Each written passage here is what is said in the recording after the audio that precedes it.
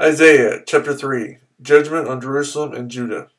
See now, the Lord Almighty, is about to take from Jerusalem and Judah both supply and support, all supplies of food and all supplies of water, the hero and warrior, the judge and prophet, the soothsayer and elder, the captain of 50 and man of rank, the counselor, skilled craftsman, and clever enchanter. I will make boys their officials, mere children will govern them. People will oppress each other, man against man, neighbor against neighbor. The young will rise up against the old, the base against the honorable. A man will seize one of his brothers at his father's home and say, "You have a cloak, you be our leader. Take charge of this heap of ruins." But in that day he will cry out, "I have no remedy. I have no food or clothing in my house. Do not make me the leader of the people." Jerusalem staggers, Judah is falling. Their words and deeds are against the Lord, defying his glorious presence. The look on their faces testifies against them. They parade their sin like Sodom. They do not hide it. Woe to them. They have brought disaster upon themselves. Tell the righteous it will be well with them, for they will enjoy the fruit of their deeds. Woe to the wicked. Disaster is upon them.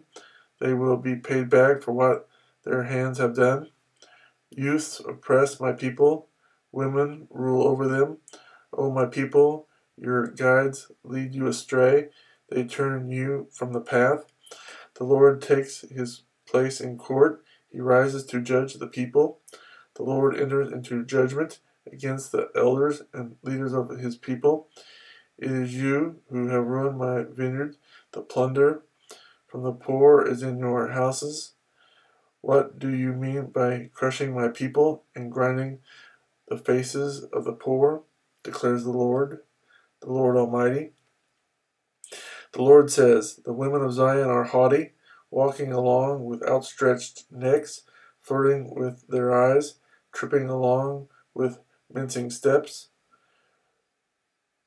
with ornaments jingling on their ankles. Therefore the Lord will bring sores on the heads of the women of Zion. The Lord will make their scalps bald. In that day the Lord will snatch away their finery, the bangles and headbands and crescent necklaces, the earrings and bracelets and veils, the headdresses and ankle chains and sashes, the perfume bottles and charms, the signet rings and nose rings, the fine robes and the capes and cloaks, the purses and mirrors, and the linen garments and tiaras and shawls. Instead of fragrance, there will be a stench. Instead of a sash, a rope. Instead of well-dressed hair, baldness. Instead of fine clothing, sackcloth. Instead of beauty, branding. Your men will fall by the sword, your warriors in battle. The gates of Zion will lament and mourn. Destitute, she will sit on the ground.